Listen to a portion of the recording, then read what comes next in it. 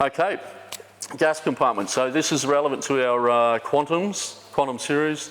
The Odyssey has the cylinders on the actual front on the drawbar, so they don't have a compartment. The Matrix and the Matrix pop top, they are located in their own little compartment, which we'll show. And the Aurora has their gas cylinders located on the drawbar in their own compartment as well, so we will show that.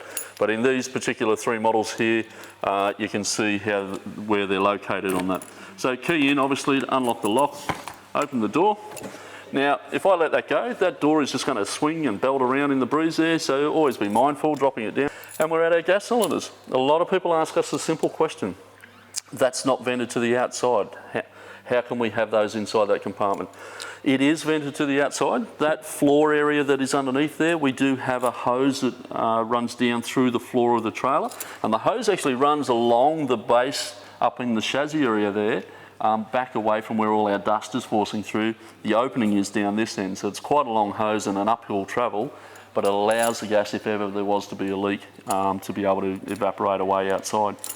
They are sealed, they have to be sealed by law away from the internals of the camper and any power source. So this is not a storage area. This is not somewhere to put your extension leads. This is not somewhere to put, you know, spare batteries. It's common sense to a lot of people, but we do need to highlight this area needs to be kept just for the cylinders, nothing else in there.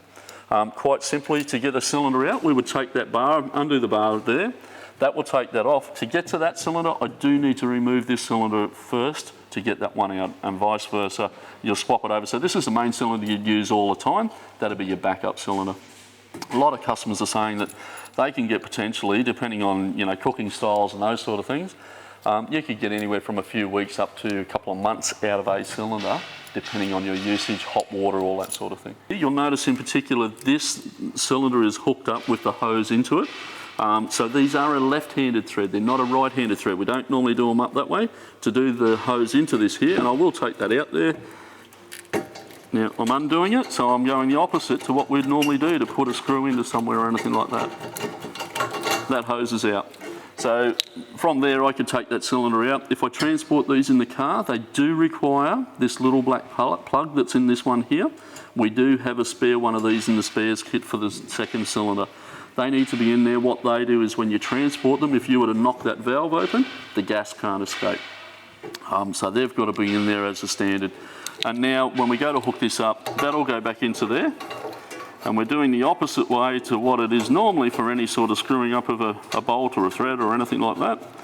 Getting it up there, go a little bit tighter, and that's it really. From there, all I'll do is turn that gas on. I won't open this up because it'll charge the line up. But I'd turn that anti-clockwise and that'll allow the gas to flow through. And then when that runs out, you'll obviously know you'll have no flame or no hot water, then you'd have to swap it over. So that hose is long enough to be able to reach there as well. And then you'd take that one away and go and get it refilled. These aren't an exchange cylinder, they are your cylinders with the van. If you exchange these, there's a high chance that you won't get the same size cylinder and they won't fit into there. They are 4.5 kilos. But they are a taller cylinder. They're not a lot of your swap and go places have a smaller cylinder in height, but they're squatter, so they don't allow the room to hit two of them in there. So take yours and get these refilled. A lot of your places are going back to refilling, a lot of your big hardware chains and that sort of thing. Okay, so we're on the Matrix this time with the gas compartment. The key, as I said before, is a round key, as you can see there, longer in the shank of it. That just locks the one lock on one side there. So I've already opened that up. So this is a matter of depressing two locks. Opens the door. We're now into our gas cylinder, same as before. But this time you'll see down the floor, there's where the drain hole is.